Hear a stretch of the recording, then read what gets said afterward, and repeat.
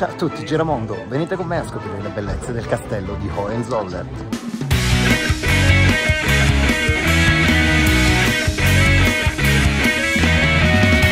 Bene Giramondo, oggi parliamo di uno dei castelli più belli del Baden-Württemberg, il castello di Hohenzollern.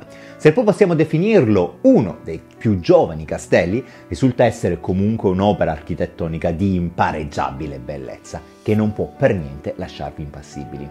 Il castello dista circa 66,5 km da Stoccarda e sfoggia già da grande distanza la sua maestosità, regalando alle già affascinanti Alpi Sveve uno skyline davvero unico ed inconfondibile. Ma avviciniamoci al castello. Purtroppo non si può raggiungere l'ingresso in auto e vi sono ben due ampi parcheggi ai piedi della montagna in cui sorge questo meraviglioso castello. Per potervene accedere al castello bisogna prima affrontare una bella scalata.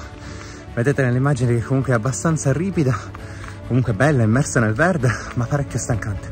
Ma non preoccupatevi, si può anche accedere attraverso dei bus e parcheggiando a dei parcheggi che sono magari un po' più cari e posti diciamo più vicino al castello. Ma un po' di metri bisogna comunque farli. Ad ogni modo non temete, per chi volesse evitare questa camminata, compreso nel biglietto d'ingresso vi è un comodo servizio navetta che vi porta in cima a circa 20 persone alla volta. Tuttavia gli ingressi sono leggermente contingentati e quindi se ci si mette ad aspettare il bus e magari visto il numero limitato di posti perdete anche le corse del medesimo, come dire, rischiate di perdere davvero molto tempo, quindi personalmente io vi consiglio di camminare. La salita però di certo è stancante e non è adatta a tutti, ma regala scorci davvero unici che a mio avviso valgono la pena. Arrivati all'ingresso qui bisogna fare la scannerizzazione dei biglietti e bisogna comunque farli solo e esclusivamente online, visto che pare abbiano eliminato totalmente la possibilità di farli in loco, anche se suppongo che nel secondo parcheggio vi sia una sede diciamo distaccata della biglietteria, ma non sono riuscito a appurare la cosa. Ad ogni modo non temete, il telefonino solitamente non ha problemi di linea ed in pochi passaggi riuscirete ad acquistare il vostro biglietto per vedere questa meraviglia. Tuttavia vi avverto, risulta essere un po' caro. Il biglietto costa infatti 22 euro. Vi linko qui sopra il biglietto, diciamo, per acquistare il biglietto. I primi cenni storici della struttura risalgono al 1061. Tuttavia quello che vediamo oggi è ben il terzo rifacimento di questa tenuta ancestrale degli Hohenzollern. Questa residenza nobiliare, camuffata da castello, risulta tuttora una tenuta privata sotto il possesso della famiglia Hohenzollern per l'appunto. Il castello, che nella guerra dei 30 anni ebbe un ruolo militarmente strategico, venne rasa completamente al suolo e nel 1850, per volere di Federico IV, quelli che erano solamente dei ruderi vennero ricostruiti, portando alla luce una solenne maestosità. La struttura è in puro stile neogotico nel suo quasi totale complesso e detiene al suo interno due piccole cappelle che si discostano da questo stile, presentandosi in più spoglio e austero stile romanico, con vetrate risalenti al 1300, come è facilmente riscontrabile nella cappella di San Michele. Davvero affascinanti sono da vedere le camere interne, con arredamenti pregiati che risalgono al 1950, affreschi e quadri in stile neoclassico, porcellane del XVII secolo arricchiscono questi appartamenti, che sono costituiti da una sequela di piccoli ambienti davvero ricchissimi. È evidente che la struttura risulta essere più moderna, che è stata creata in modo da ottimizzare al massimo gli spazi, limitando anche l'eventuale dispersione di calore.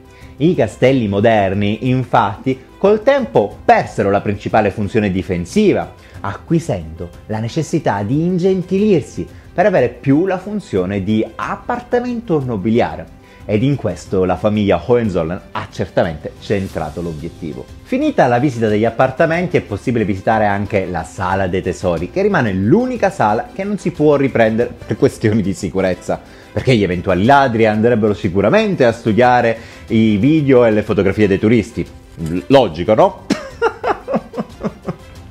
Si conclude il giro del castello visitando anche i sotterranei, dove veniva tenuta l'argenteria, le armature dei soldati e via dicendo, oltre anche ai vecchi bunker antiaerei che non hanno ovviamente nulla di interessante, ma che rendono lievemente più autentica la struttura come castello. La famiglia Hohenzollern, per sfruttare al massimo questa residenza, ha pensato bene di creare anche lì un ristorante con ben 60 coperti, oltre anche a una piccola zona rinfresco all'aperto, rendendo la permanenza al castello non solo un'esperienza culturale, ma anche gastronomica, offrendo ai propri ospiti una cornice davvero unica e inimitabile.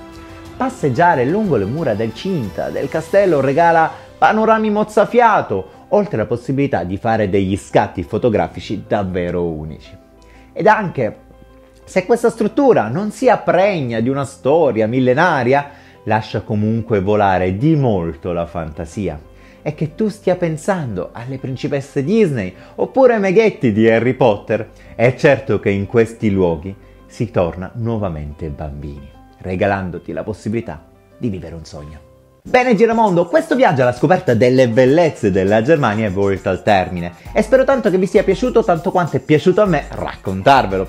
Vi ricordo sempre di iscrivervi al canale, qui sotto c'è il pulsantino. I video vengono molto spesso visti, ma non tutti siete iscritti, lo so bene. Sarebbe davvero bellissimo che tutti i mi piace che mettete sui vari social possiate metterli anche qui su YouTube. Credete, sarebbe davvero un enorme sostegno al progetto di Der Urlauber. Ad ogni modo vi ringrazio sempre e comunque vi mando un grande abbraccio e come sempre vi ricordo che la vita, miei cari amici e mie care amiche, è troppo breve per non viaggiare e quindi viaggiate sempre in compagnia di Der Urlauber. Ciao!